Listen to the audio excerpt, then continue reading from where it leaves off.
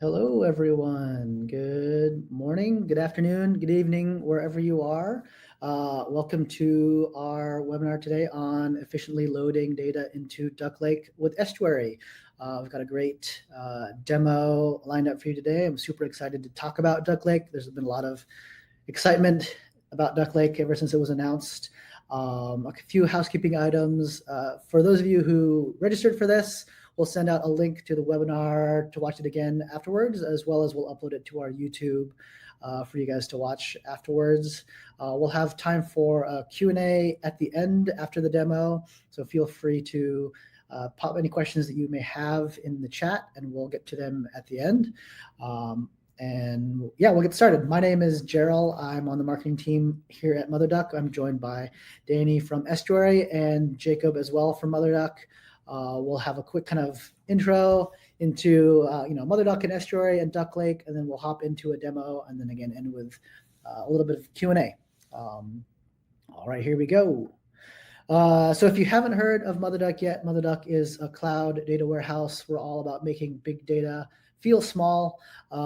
We kind of do that with three ways. One, we're eliminating complexity and overhead from kind of traditional legacy data warehouses that are distributed, maybe over-engineered, and we really simplify all of that and make it faster and more efficient. We're making it really fast and easy to get insights from your data, to also just stay in flow while you're writing code, and hopefully not take you out of that flow when you're trying to write a SQL query, dive into the data, do some analysis. And then we're built on top of DuckDB, which is just makes us very performant and cost efficient. And in terms of where we fit in the data stack, we are that kind of cloud data warehouse that sits in our view in the middle, and we really integrate with all of the tools that you hopefully know and love and use already today. And then a quick intro also then into what is DuckLake. We'll dive in a little bit more into this, but hopefully you've heard about DuckLake.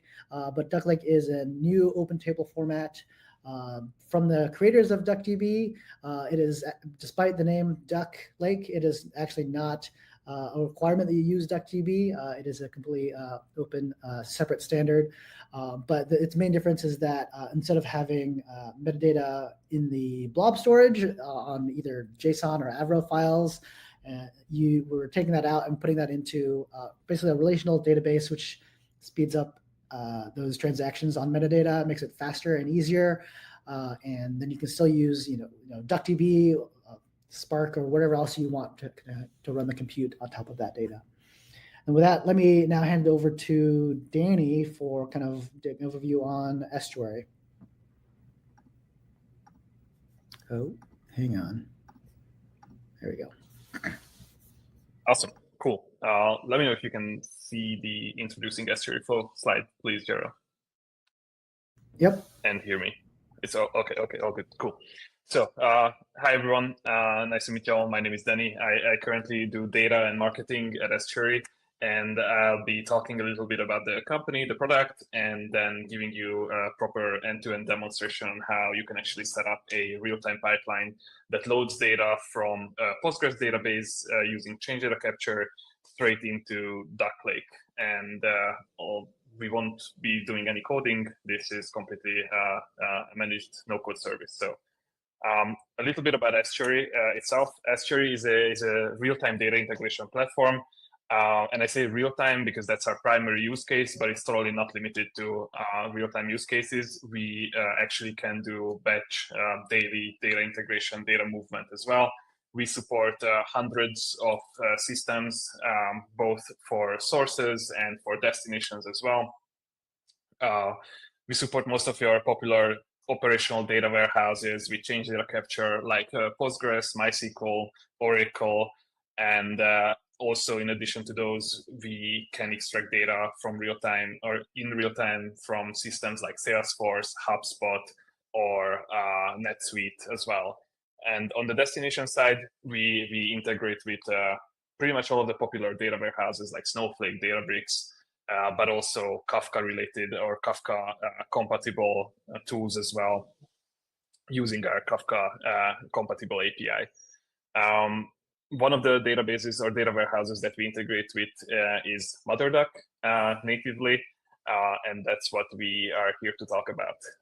So in the next slide, just wanted to give a quick overview of how the architecture looks like of Estuary itself. So Estuary is not a point-to-point replication system. It's made up of three main components, namely capture connectors, collections in the middle, and materialization connectors at the end. So capture connectors are the components responsible for extracting the data from your data sources. This is where all the change data capture happens, that reads the binary log of a Postgres database and in real time and manages everything related to that. These capture connectors don't push data into any destination yet. First, they actually save the results in an object storage. This object storage can be managed by Estuary itself, but most of our customers actually bring their own bucket, which can be S3 or GCS or anything like that, anything compatible. And that's where this data, this changelog data is saved first. From there, you can either implement transformations on all of this data, the historical data that is saved and the incoming data at the same time, or start materializing them into your destination. Materialization can happen in two main ways. One is data materialization, and the other one is actually executing the merge queries. So if you just want to see the raw change results, we can just push those into any data warehouse. But if you want us to actually execute the merge queries and roll them up into their latest state for every record, then we can also do that for you. So with that said, I'll jump into a demo of the platform and show you how easy it is to actually get started. So after you sign up for free, this is what you will be greeted at. This is how the dashboard looks like. As I mentioned, we have sources, collections, and destinations. In the sources pane, you can see a list of connectors that I currently have in this account, but I can just very quickly show you how the list of connectors looks like when you want to create something new. So as I mentioned earlier, we support hundreds of databases and SaaS tools. As you can see here in the top of this list, most of the popular operational databases are here. And in this little description under the name, you can see how real-time the connection is. There are some databases or data sources that don't support actual real-time data extraction, but we do our best still to get as close to near real-time as possible. So all the databases are there, but if I search for ads, you can see that we have connectors for all the ads or the popular ad stuff as well, or marketing data, as I mentioned. NetSuite or Salesforce are some of the more popular ones as well.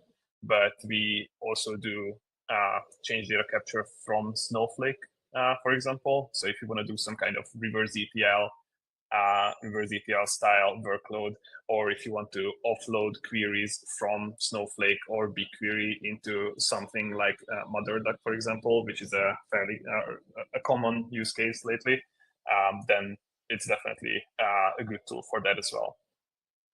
So for this demo, I have a Postgres database already running here in Google Cloud, actually. And this one is being constantly filled with data, just so I can show you how real-time the system is. So in this overview, you can see some statistics about the amount of data being written into this database, both in terms of data volume and in terms of documents being written every hour. And I can very quickly show you how the configuration looks like if I go into this edit page. All the documentation that you need to configure a connector is integrated into the applications in this right side panel. So if you get stuck, you can just consult it and then see what steps are required in the source system to set up the connection. So as expected, all you need is just the address of the database and the user that you want to use for connecting. We also support SSH tunnels for more secure environments. but also if you have real strict networking requirements, we are actually able to deploy the connectors itself, the whole data plane, into your private network. In addition to those, all of the connectors support end-to-end schema evolution that you can configure here based on your requirements. By default, all of these are turned on, and the platform actually does its best to follow up any schema changes that happen in the source, like adding new columns, removing columns, changing data types, all that stuff. It can automatically handle and follow up within the destination database. Yeah. And if I jump back into this page, as I mentioned, the second step after the capture connector starts extracting data is that it writes everything into collections. So collections are basically JSON documents in a data lake, in a bucket, in an S3 bucket that you control. So you have control over the retention period. You have control over the granularity of the access, and you can also use your own like cloud credits and discounts. So this actual connector that I showed you that is extracting data from Postgres is saving data extracting data from one table called shipments and saving everything into this collection called shipments here. So I can show you a very quick preview here of how the data looks like. And as a reminder, these are the raw change records. So you will see this operation field here with a U value, which means that it was an update and not as opposed to being a create or a delete. So this is what a record looks like, just so you have an idea of what the data looks like that we're going to deal with in this demo. It's a randomized, realistic-looking shipment data with locations and some timestamps. So as I mentioned, this collection is being constantly filled up by the connector. And once you decide if you want to implement a transformation here, or go straight to the data warehouse, then you would head over to this destinations panel here. Similarly to how you would create a new connector, you can create a new materialization connector here. And similarly, we have a huge list of services that we actually support. As I mentioned, Iceberg, Snowflake, all the popular ones are here, including MotherDuck, where we can actually stream data in real time as well. So I already have a MotherDuck connector ready to be used for this demo. And if I jump into editing it very quickly, just so I can show you how it's structured, exactly the same idea as with the capture connectors. We also have a documentation page embedded here on the right with a nice video as well to show you how to configure it. But all we need is a service token for the MotherDuck instance that we're using, the database that we want to load data in. As you can see, this is not an ordinary MotherDuck database. This is a DuckLake database. But everything else is, in terms of configuring the connector, is exactly the same as if you were configuring a normal MotherDuck connector. So there's no extra things needed to be done at all. Because it's a DuckLake connector, the data it gets saved in an S3 bucket that we control, or in this case, I control as well, that I will show you after I'm done with the connector as well. So another cool thing that you can configure here is the sync schedule. As I mentioned, the platform is ready to do real-time data integration, but is not limited to it at all. Currently, it's set to 30 seconds, just so I can demonstrate the real-timiness aspect of it, but you can set it to even lower or even higher. And you can also configure more granular frequencies. For example, you can set it to be real time during working hours, but outside of working hours, you can just do an update every 4 hours or something like that. This is useful if you want to save costs on the data warehouse side for like compute. this is where you are able to select exactly which fields you want to be materialize in your destination. You don't have to load all of the fields if you don't want to use them. So yeah, that's the basic configuration of a connector. And as I mentioned, this is a DuckLake connector. So if I jump into S3, I will be able to show you that we have this bucket here called MotherDuck demo. And this one inside the public prefix and shipments prefix, obviously, is continuously receiving data. As you can see, the latest timestamp is 1 p.m. 16, which is my time too. So definitely receiving data in real time, which is great because I was praying for the demo gods. So the way you would set this up on the MotherDuck side is that first of all, you have to create a DuckLake database. And Jacob will talk a little bit more about what that actually entails or how it looks like under the hood, maybe. But from our perspective, or what I had to do when I was setting up the integration, is that I just created a new database and configured it to have access to this bucket that I just showed you in S3. So that's where all the data actually lives. And this bucket is actually my bucket and not something that MotherDuck owns. I also had to configure a access token for this bucket. So DuckLake or MotherDuck itself is able to read data from that bucket and write data into that bucket. So if I run this query to select the number of records that actually arrive in this shipments table, which is in where is this? Shipments DuckLake public shipments. You can see that now it's around 45,793. And if I run it again, then hopefully it's more. Yeah, so this is because the delay or the sync frequency is set to 30 minutes or 30 seconds, sorry. So what you would expect is that Estuary will actually write the latest data into DuckLake every 30 seconds. So if I keep refreshing, you can see that the number increases, which means that our pipeline actually works and it is loading data into DuckLake. And I can show you what the table looks like very quickly before I hand it over to Jacob. So you can see that these records are the same structure that I showed you in the collection, in the Estuary collection, but obviously structured as a MotherDuck table. And yeah, that's everything I wanted to say about Estuary and how you can load data into DuckLake. And with that, I will hand it over to Jacob to talk a little bit more about DuckLake itself.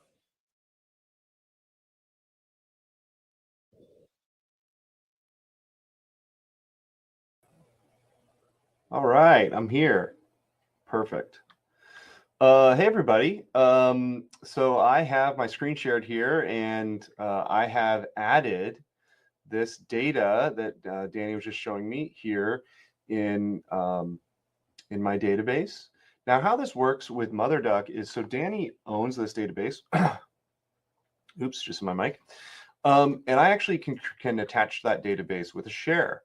So here you can see I have attached that share to my MotherDuck instance, so I can query it. And then again, I just hit Control Enter and I query the data. So okay, slower than I expect. It's probably booting up my instance. Oops. While that's running, let me just show you quickly what this looks like on the side. So you can see I have the same data, the shipments DuckLake table, and I can see, did I get logged out? Okay, let's refresh. Love a live demo. Okay, let's make sure we can query this. Come on, you can do it. Oh dear. Okay, there we go. Perfect. All right, logged in. We're good. Okay, so let me go back down to here. So you can see that there's a little icon here like with a person on it. This means it's a share. So this is the data that Danny shared with me. And again, I can see it, you know, just from a summary perspective. This all is shown here. And like Danny showed you, we can also preview it, etc., and take a look at this information. So that's really cool. So we have this data coming in, and let's do some queries on it in MotherDuck just to kind of see what's, you know, what information can we learn about it. So I am going to, first thing I'm going to do is I can actually write my select after my from. Why this is important is because DuckDB has very nice SQL that makes a little bit more sense from a writing perspective. And so I can just say city like this, right? And run it, and I'll get my city back. That's pretty cool. And we can, you know, do, okay, how about account star? Oh, that didn't work. I need to add a group by. Okay, group by all. Ooh, group by all. Okay, and so now I can see what this is looking like when I have this, and I can add. Let's do an order by count star descending. So let's see what cities are occurring most in the data set. And you'll notice as I'm querying this, my queries are getting faster. So what's happening from a backend perspective is when I start this up and I just run this query, that's a cold query, right? And so it's hydrating the cache with this first query. Then subsequent queries just simply reuse the cache, right? So we already have all the data loaded into our caching layer in MotherDuck, and so now subsequent queries are fast. But there is, you know, when you're using something like DuckLake, a little bit of a cold start when you're querying it the first time. But you'll notice, you know, subsequent queries, once that data set's in there, is very fast. But can we make it faster, right? Like, can we make that experience better? Let's see. So what I want to show you next is something that's called Instant SQL. And so this is something we have been working on and is available now in both the MotherDuck UI as well as the DuckDB CLI. So I am going to just type in my from. So from public dot shipments, I believe. And then you'll see that it's up here, it says caching. So it's caching that data. So now that it has this data kind of loaded here in my cache, I can actually get results back at the speed of typing. So I can just say select city, and I get the results back instantly.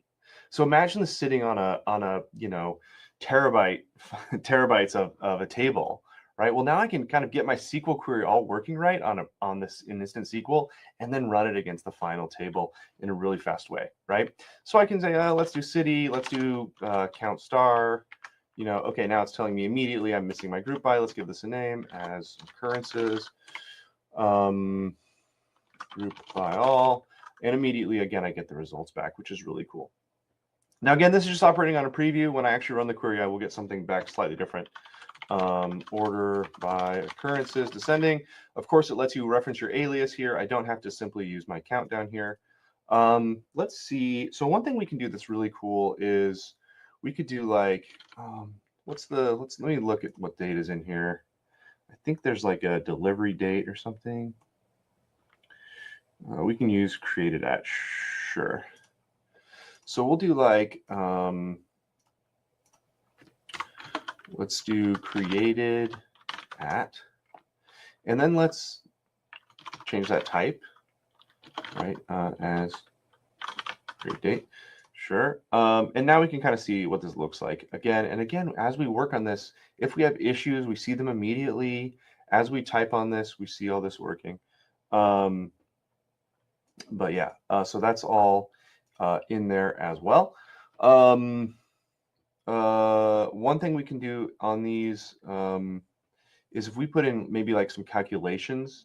Let's just do, I think, can I do -1? Let's see, perfect. So you can see as I like just do the calculation, it's kind of like Excel, right? I can just like subtract days off of it. And like for date functions, this is great because I often forget between my different SQL syntaxes how to manipulate them, right? And so I can just validate quickly. Okay, this is 1, 2, right? Like this won't work, but this will work, right? I don't need to do like a date add function or whatever. I can just, you know, do this. I think I can also do like interval, like 1 week or something. Sure, right? So I can also, just as I type in here, I get real-time feedback in my data. So this is really cool. So I'm going to take that out, and we'll just leave that one there. So that's Instance SQL, and we want to actually run the whole thing. We just hit Command Enter, and it runs the whole query. And now we have our data in here. Okay, so that's one part of it. Now, another thing we can do is, because it's just a database in MotherDuck, we can actually take the data that is in our data lake and move it into a MotherDuck table. And why would we want to do this? Well, the reality is that MotherDuck table is going to be faster to query than your data lake. And that's just because we're making different trade-offs in our own storage format versus Parquet, which is an open storage format, right? So Parquet is making trade-offs for openness and interoperability. We're making trade-offs in our format that are for speed and, read and write throughput. And so those are just different trade-offs. And so it's faster to use MotherDuck. Right now, it's about 2 times faster to query from MotherDuck than from DuckLake at worst. And in general, it's probably about 5 to 10x difference in speed in terms of reading when you are reading from Parquet versus reading from our local storage. Obviously, that number, it can be kind of all over the place in terms of the long tail. If you are in a different region than US East 1, you're not going to see the same. You're not going to see the same query performance that you'll see that I just showed. You'll see something a little bit slower. So let's bring that data into MotherDuck storage. So I can just do the same thing from, or I'll actually do it this way. We'll do it properly. Create table, shipments copy as, and I can just do from public dot. Well, I got to put this in the right. Let's do MyDB. That's my MotherDuck database. So MotherDuck supports 3-part names. If I don't pass a schema name, it'll just use main by default. But I'm going to leave that out. I'll do shipments, and then it will import the data. So let's hit Command Enter. Cool. So you can see it wrote all 48,000 rows across into MotherDuck in about 2 seconds. And now I can do normal calculations. Let me just turn this off. I can do like from MyDB, shipments copy, right?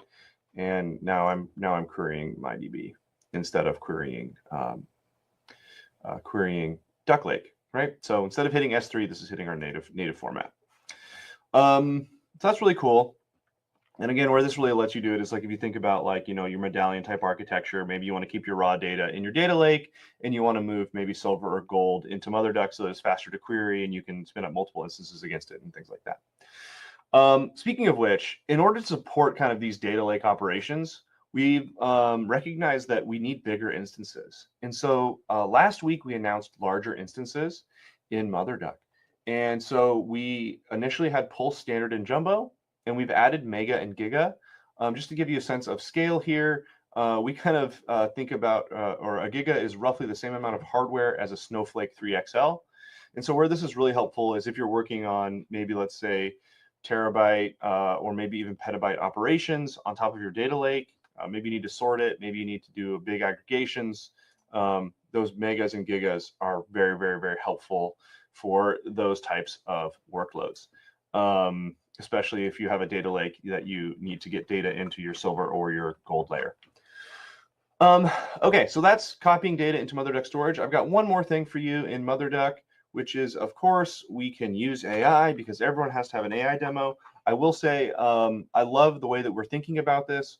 We're letting you kind of use it to write SQL in natural language. We also have something called Fixit, which is very helpful. Let me show you what that looks like. So I'll just do select star from public.shipments.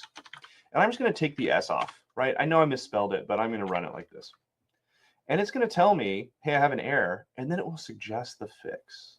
So I can just hit accept and run, and now I query that table again, right? So that is really cool. Come on. You can do it. Great.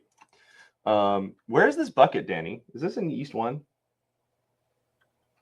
I think so, yeah. Okay. Or maybe it's in East. All right. Anyways, it's all good. Thank you. So yeah, you can see I'm querying his bucket. Oh, I didn't mention this earlier.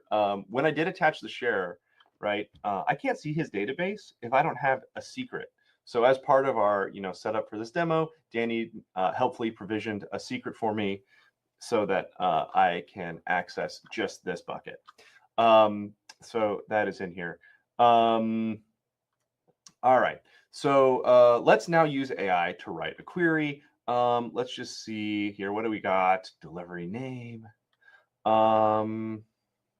Let's see if there's something like what day did I have the most orders? So I'm just going to clear this out, and I'm just going to say, here, let's hit Control K, and I'm just going to say what day had the most orders in public.shipments. I'm going to do a full, I think it has this in context, but I'm not giving it, if I gave it like the query select star, it would tell me. But anyways, all right, let's see. Created at date, order by from this table, ordering. Oh, sweet. Look at this. This is actually very specific to what we wanted. Okay, so we can see the 29th of April had the most orders. Let's just like expand this out a little bit to see if our AI is smart enough. Yeah, okay, good. They did give us the right answer. So you can quickly use this. Do we have products in this table? Let me see. I can't remember. Priority. Okay, let's look at priority. I can just say add priority or something and alias it with a nice name. Sometimes it makes jokes. Let's see, like it'll say like nice priority. Okay, well, there you go. Anyway, so there we go. And now we can run it. Oh, okay. Oh yeah, makes sense. Has to fit the group by, right? So when I highlighted that change and did Command K, it only made a change to this line, right? But in SQL, you need to often make multiple changes, especially in your grouping. So there's two ways to do this, right? You can use group by all, or it actually just detected here in the AI fixer, hey, we need to fix this. So there we go. So slightly different result actually if we look at priority status. So there were more orders with non-priority status here on May 1st than there were on April 29th, which is the other top number. Okay, I've been talking a lot here. Thanks so much for letting me show the demo here. And I think we can hop into questions now. Sounds good. Let me just get this view clean. There you go. Thank you. Thanks, Danny. Thanks, Jacob, for the demo time. Now let's hop over to Q&A. And if you guys have any other questions, feel free to pop it in the chat and we'll get through them. Let's see here. I have one from John about Estuary. Are there any cost implications between the real-time and batch connectors on Estuary? So cost implications in terms of cost of Estuary, the platform itself, no, because the pricing is only based on the volume of data that you move through. It's mostly a cost implication on the destination system. So if you load data into Snowflake, for example, in real time, then you need to have a data warehouse running 24/7.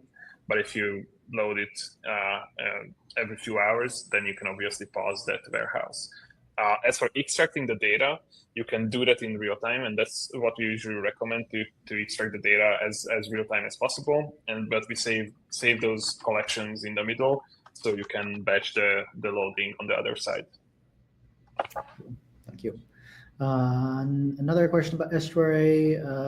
For the SQL Server connector, does it do CDC? Yes, it does CDC, and we also have a batch version of it for those SQL servers that don't have CDC enabled. But yeah, the default one does support CDC. Cool. We'll keep going on the Estuary questions. Migrating from MySQL, are there any special configs needed for Oracle-hosted MySQL, or just the self-hosted instructions are fine? So as far as I know, the Oracle-hosted MySQL is just a simple MySQL hosted in Oracle's cloud, right? And in that case, there shouldn't be any issues using the basic MySQL connector. Got it. Cool. Okay, and now let's go with maybe a more kind of generic, high-level question about MotherDuck and DuckLake. I guess, what are the pros and cons for using DuckLake in S3 versus having MotherDuck hosted DuckLake? Yeah, such a good question. I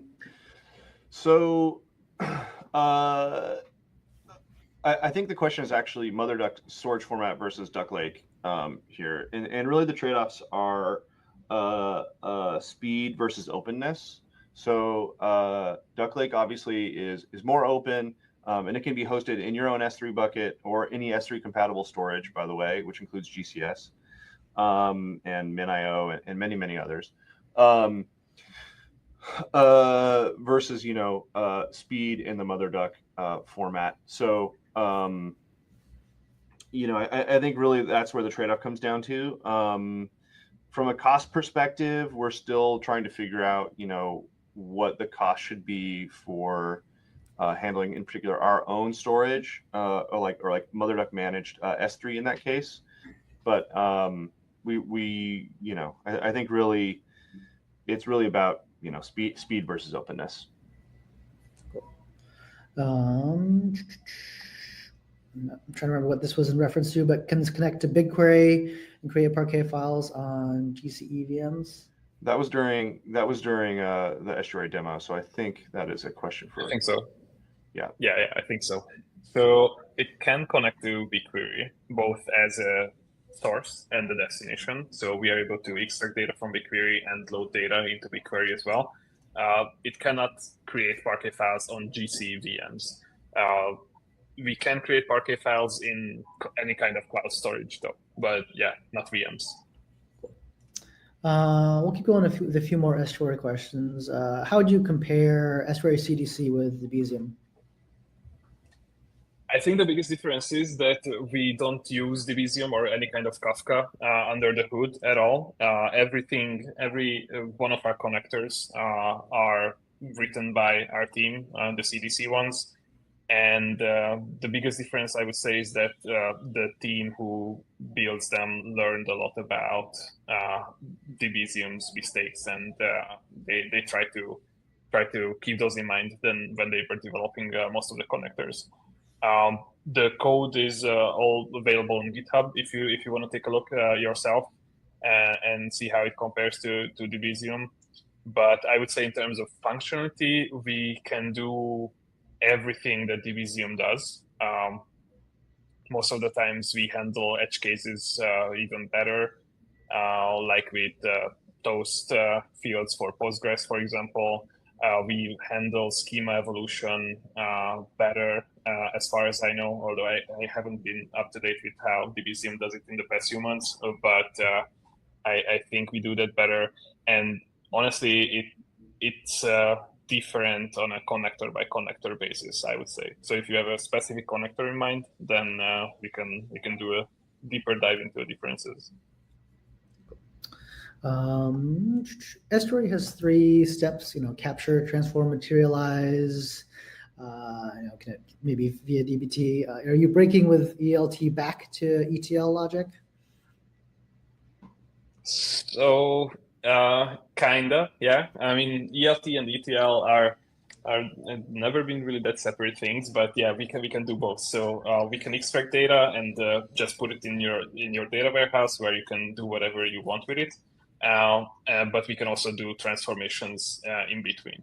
And these transformations are not just stateless in-flight transformations, because we have that storage layer. So you can actually do time window aggregates and all kinds of funky stuff. You can do it in SQL and TypeScript currently. You can't use DBT though, for now at least. But that's something that we're toying around with, the idea at least.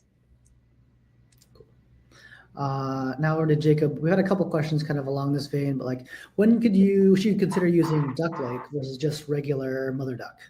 Yeah, good question. I mean, I from my perspective, again, it's about openness. DuckLake is an open format. MotherDuck is funding development of a Spark connector for it, for example. DuckDB is just the reference implementation, and we have implemented that inside of MotherDuck. right?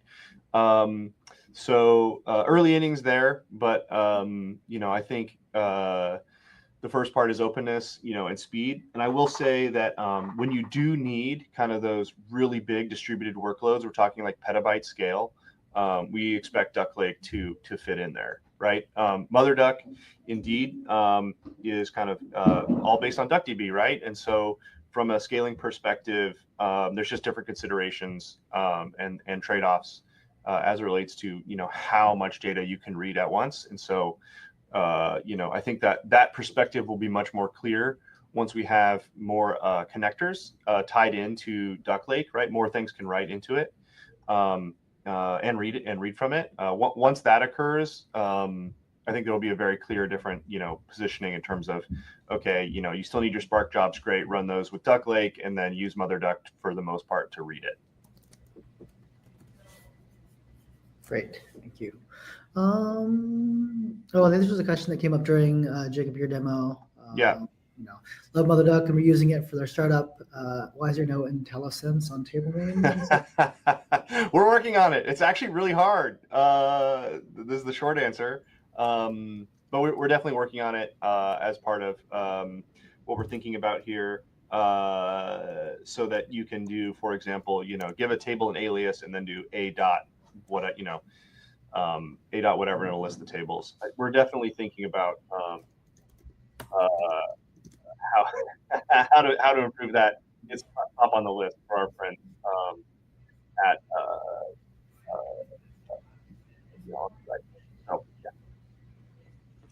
Okay. Let me see. I lost track of where I was here.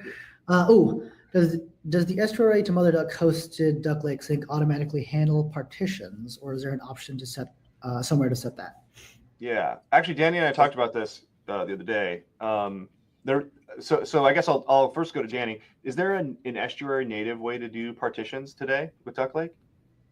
So currently, no. You can't configure partitions in the connector itself, and I think the workaround would be to pre-create the tables with partitions configured in DuckLake, and then use those as destination when you set up your estuary connector. Yes, exactly right. So if you define, so you can create the table on the, actually, estuary will create the table for you. And then on the mother side, you'd have to write an alter table to add a partition, and then any subsequent writes would use the partition. Yeah, exactly. Great. Let's see here. DBT seems to be pushing everyone from core to DBT Fusion. Are we going to have a DBT Fusion connector? Great question. We are working on it. I have a call with the core team over there, or I guess the Fusion team, no longer the core team, the Fusion team, next week actually. So we are actively pursuing that. There's a few ways that we can think about this. One of them is native. There's also potentially a play here where we could do something with Postgres, and that would just be fully supported on both sides as well. That could be very interesting because it would also let us bridge for people who are historically on DBT core. So we'll see kind of where that goes forward. We are definitely DBT is an important integration for us. We spend a lot of time and resources supporting the DBT DuckDB adapter, and we are actively pursuing Fusion. Danny, what's the advantage of estuary versus native CDC? Well, that's a good question, and I see that there's a second part to it. So, for instance, GCP has native streaming with data stream. I think that's what it's called, from Postgres to BigQuery. I think the biggest advantage with estuary is that you get access to way more things. Most of the times it's also cheaper than alternatives, and because of the fact that we don't use disks at all. It's all object storage based, and we can keep the cost low. but I think the biggest advantage is that you get access to hundreds of connectors and not just Postgres to BigQuery. So in case you want to switch or you want to add more sources, then you don't have to integrate another tool. If you want to integrate SAS sources or other databases or migrate from data warehouses or anything like that, there's no lock-in like if you were to use a specialized dedicated service for Postgres to BigQuery. Specifically for GCP's data stream, from what I heard, development there is like painfully slow, and I think that's one of the things that people who actually switch from data stream to Estuary complain about. That there's like some issues that come up, and it takes a lot of time because obviously Google moves a bit slower, and yeah, it's just a bit longer to fix those. Cool. Thank you. I think that made it through all of the existing questions. Again, yes, we will, this recording will be available on YouTube later. And if you signed up for the webinar, we'll send out a link for you to access it. Otherwise, you can just go to MotherDuck's YouTube channel. Oh, another one came in from Steven. This is, do Estuary's batch syncs also require the intermediate S3 blob storage step? So we can provide that storage for you, and you don't necessarily have to set up your own, but it's recommended. So it's one of the ways that if you have that storage in the middle and you have your pipeline running for a few months, and for some reason you want to do a backfill in your destination, for example, then you can use this storage to backfill immediately in your destination, and you don't have to start querying everything again from your source database. So it has a lot of advantages, and it just doesn't make it doesn't just make the architecture simpler. You can also use this intermediate S3 storage to materialize data into multiple destinations at the same time. So if you want to take data from your database into MotherDuck, Kafka, Snowflake, Databricks, whatever, then you can do it with just a one-to-many pipeline, and you can extract the data once and materialize into multiple places. So I would always recommend setting it up, but we can provide you a storage bucket by default. I would also just add on to that, like in my experience of scaling these, often your target, your target, if there's any unavailability issues and you're not persisting that intermediately, sometimes you can miss messages. And so what you really want to make sure you're avoiding is a scenario where you get out of sync and you don't know, right? And so I think Estuary's architecture in the way that it's built this way helps avoid those types of scenarios. Obviously, like, streaming technology has improved a lot over the last 10 years, but as someone who I have some scars from alternative implementations using things like, I don't know, RabbitMQ like 10 years ago, and really hating my life and having to do full resyncs and missing messages and things that just happen in those scenarios. So I think there's also, the architecture has evolved from a lot of the pain of the last few years. But yes, it's very interesting, that implementation choice. Cool. And that wraps up all the questions. As we close up, maybe Jacob and Denny, I'll let you guys leave everyone with maybe one last, word of advice or suggestions when it comes to, Estuary, MotherDuck, DuckLake.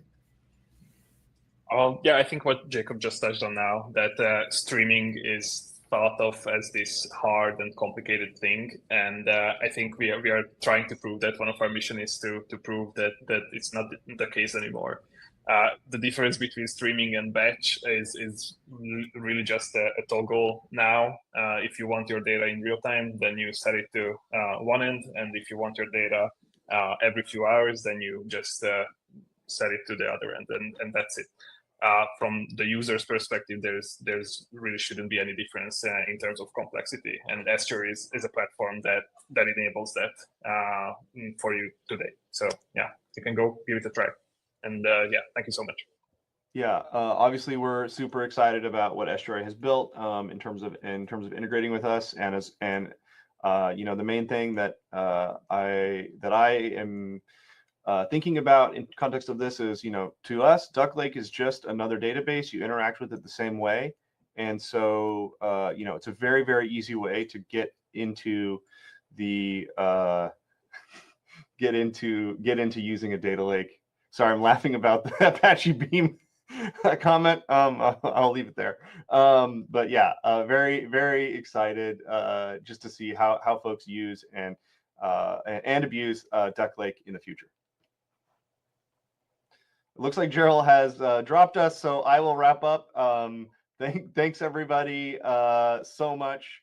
We will share this, as Gerald said, and thank you for your time. And we're super excited to share what we've been working on with you all. All right.